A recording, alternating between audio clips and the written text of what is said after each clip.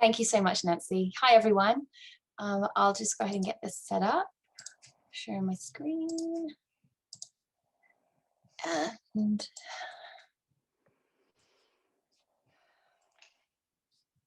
does that look okay to everyone? Yes, we can see it just fine. Could you tell us your major, Becky? Because I meant to mention that and I didn't. Sure. Yeah, I'm actually a psychology major with a view to becoming an elementary school teacher. So a slightly different route to usual. Okay. So welcome. This is my senior honors project. I called it Back to Our Roots Using Nature to Nurture. And I basically did a kind of creative theoretical project developing a science curriculum for a kindergarten kindergarten class based around a school garden. And my mentor was Dr. Malika Scott in the elementary and bilingual education department. So why create my own curriculum? Basically, when we were tasked with deciding on what to do for our senior honors project, I was really inspired by Dr. Gleaves's 300A colloquium, where he talked about people that excel in their field. They're usually pulling on different interests they have or different disciplines they've got fingers in pies in to create something that's quite unique and meaningful to them. So I basically pulled on my roles of being a mum, a PTA volunteer, wannabe kind of gardener, a psychology major, and also an aspiring educator to inform my project and the direction I was going to take. The school garden, I planted at my son's school in 2015, and although the teachers use it sporadically for small group instruction, it doesn't really have like regular use. And so since I'm going to be moving on and can't take care of the garden as much so more, I really wanted to try and give the teachers a way to make it much more integral to the kindergarten classes. So this is me and some of the kids planting some milkweed a few years ago. Things I did not know anything about, so I'm not really sure why I did this project, but that was lesson planning, science standards, and also curriculum development. But thankfully, my mentor, Malika Scott, has lots of experience in those things. So she's been a great help. Just a couple of quotes here talking about the value of nature. You know, as adults, there's something commonsensical and also spiritual about the power of nature, but we simultaneously wonder in awe at it and then completely take it for granted in our everyday lives. But I really believe in the power of nature to heal and educate. So I suppose the school garden is a way of me trying to instill that in the next generation too.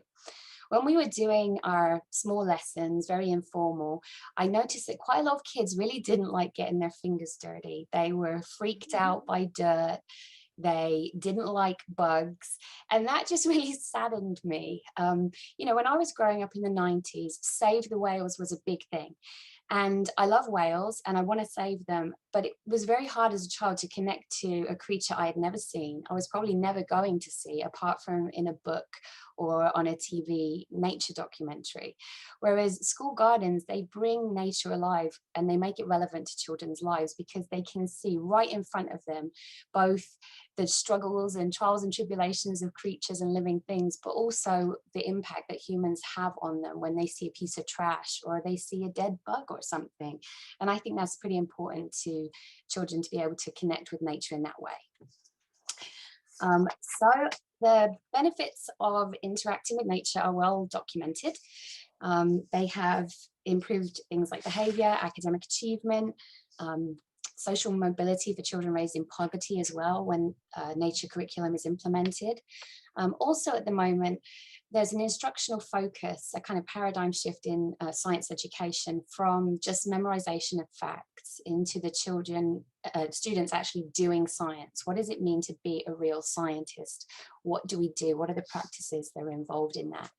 And then additionally, place-based education has shown that school gardens can increase connection between school, kids and their peers as they work collaboratively in groups, and also the home and school connection too, because we can get parents involved and they can bring the knowledge that they hold. So here's my procedure. It's not a true research paper in the normal sense of the word, but this was basically my process. I started off with the why am I doing this? are my gut feelings actually supported by research? Then I went into the how am I going to put this thing together? And that was curriculum best practices. And then what was I actually going to produce? And that was my unit development. This is one of our friendly visitors to the garden. And sorry, you probably have you probably have an awareness that it feels better to be outside in nature than cooped up in your room for, say, the last year plus.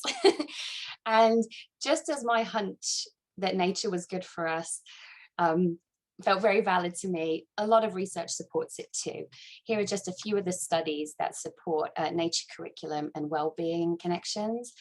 And I think the bottom one is really important for teachers. Children with a strong sense of responsibility to nature, which can be fostered through a school garden, they're less hyperactive. So that's good news for all you educators out there.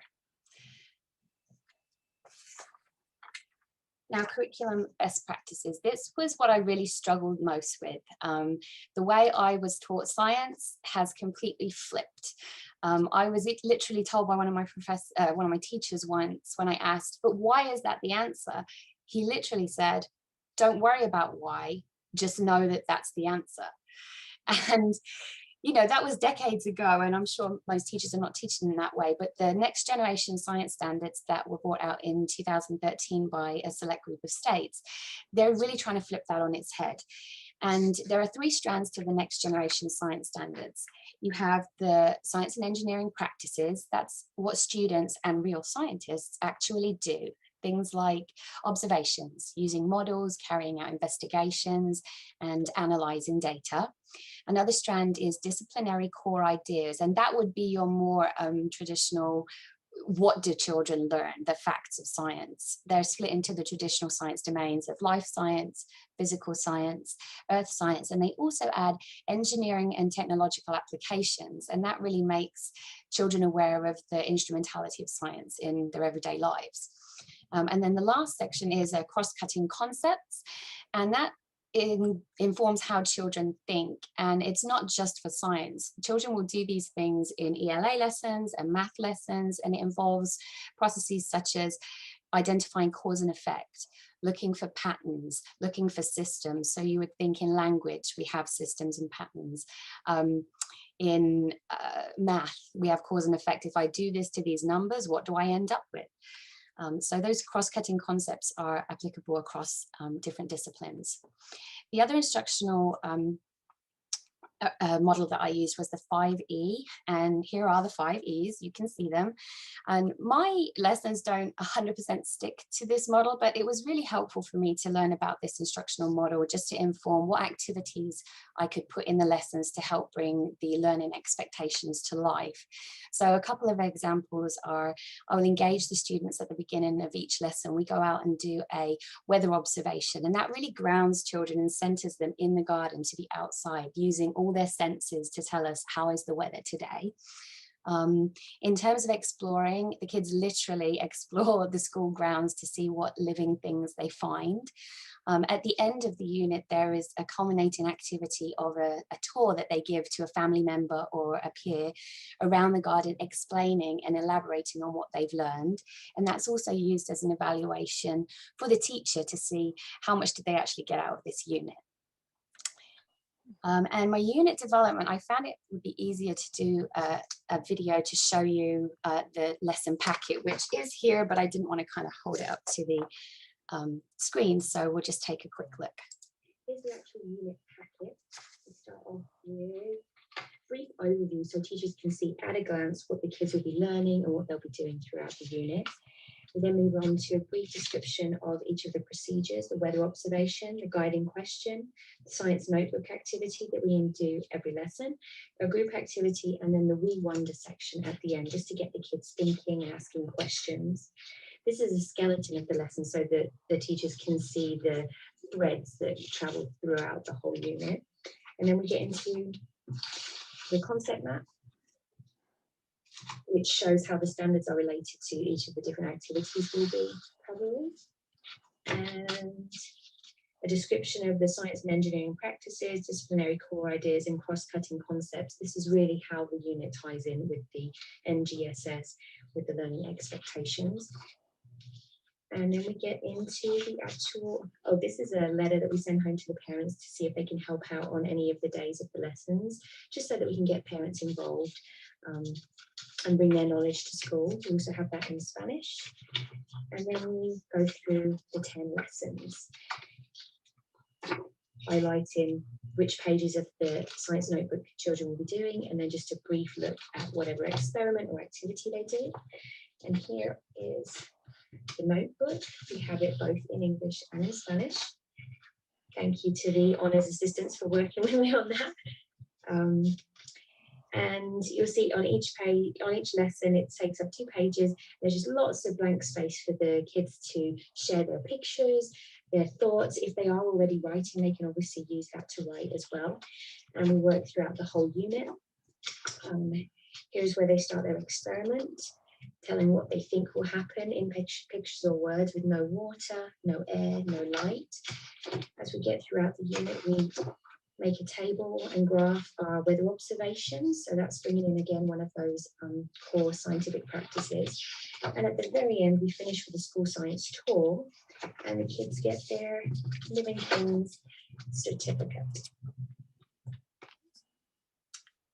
And here's the actual, excuse me. That's the end of my presentation. Thank you for watching. I'll be happy to answer any questions.